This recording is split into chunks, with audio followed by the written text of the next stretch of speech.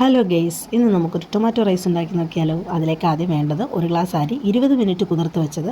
അതിനുശേഷം ആ റൈസ് നന്നായി ഉപ്പിട്ട് വേവിച്ച് വെക്കണം. തക്കാളി ചെറുതായി അരിഞ്ഞത് 2 സവാള 1, പച്ചമുളക് ആവശ്യത്തിന്, ഞാനിപ്പോൾ 3 എടുത്തേക്കുന്നത്.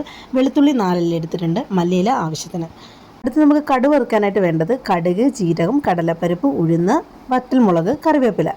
ഇനി പൊടി ഐറ്റംസിൽ വേണ്ടുന്നത് 1 ടീസ്പൂൺ മുളക് പൊടി, 1/4 ടീസ്പൂൺ മഞ്ഞൾപ്പൊടി, കായം 1/2 ടീസ്പൂൺ, ഉപ്പ്, നെയ്യ് അത് പാകത്തിന് ആവശ്യാനുസരണം എടുത്തു. ഒരു പാനിലേക്ക് നമ്മൾ കുറച്ച് വെളിച്ചെണ്ണ ഒഴിച്ചു കൊടുത്തു. വെളിച്ചെണ്ണ ഒഴിക്കുന്നവർക്ക് വെളിച്ചെണ്ണ ഒഴിക്കാം, എണ്ണ ഒഴിക്കേണ്ടവർക്ക് എണ്ണ ഒഴിക്കാം.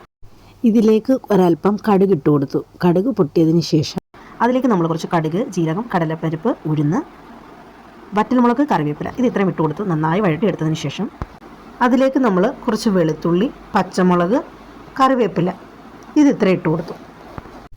അത് നന്നായി വഴറ്റിയെടുത്തതിന് ശേഷം കുറച്ച് മഞ്ഞൾപ്പൊടി, കുറച്ച് മുളക് പൊടി, കുറച്ച് കായം ഇത് 3 ചേർത്ത് കൊടുത്തു. അത് നന്നായി വഴറ്റിയെടുത്ത് നല്ല മൂപ്പിച്ചെടുത്തതിന് ശേഷം അതിലേക്ക് നമ്മൾ തക്കാളി ഇട്ട് കൊടുത്തു. തക്കാളി നന്നായിട്ട് വഴറ്റിയെടുത്തതിന് ശേഷം 1/2 ഗ്ലാസ് വെള്ളം ഒഴിച്ചു കൊടുക്കുക.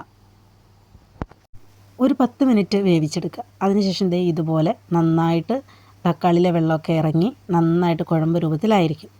പിന്നെ അതിലേക്ക് കുറച്ച് ഉപ്പിട്ട് കൊടുക്കുക. അതിനുശേഷം വീണ്ടും മൂടിയിട്ട് അടച്ച് വേവിക്കുക.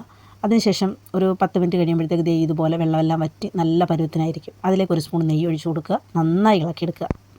നമ്മുടെ വീഡിയോസ് ആദ്യമായിട്ട് കാണുന്നവരാണെങ്കിലും അതുപോലെ തന്നെ നമ്മുടെ വീഡിയോസ് ഇഷ്ടമായെങ്കിൽ ലൈക്ക് ചെയ്യുക, ഷെയർ ചെയ്യുക, സബ്സ്ക്രൈബ് ചെയ്യുക. അതിലേക്ക് വേവിച്ച് വെച്ചാൽ നമ്മൾ ഉപ്പിട്ട് വേവിച്ച് വെച്ച റൈസ് ഇട്ട് കൊടുത്തു, മിക്സ് ചെയ്തു, സെറ്റാക്കി വെച്ചു. ഇനി കുറച്ച് മല്ലിയിലയും പുതിനയിലയൊക്കെ ഇട്ട് ഒരു 2 മിനിറ്റ് സിമ്മാക്കി അടച്ചു വെച്ച് വേവിക്കുക. അങ്ങനെ നമ്മളുടെ തക്കാളി റൈസ് റെഡിയായി. ഓക്കെ, അടുത്ത വിഭവമായി നമുക്ക് വീണ്ടും കാണാം. കഴിഞ്ഞ വീഡിയോയ്ക്ക് സപ്പോർട്ട് ചെയ്ത് എല്ലാവർക്കും താങ്ക് യു. അപ്പോൾ മറക്കണ്ട Shailu's kitchen. Okay, bye, thank U.